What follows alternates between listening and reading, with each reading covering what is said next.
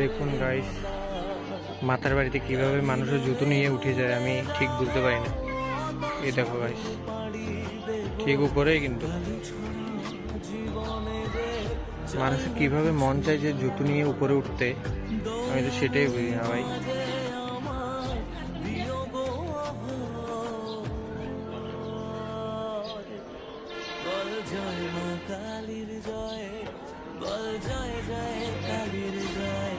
জয় বল জয় মা।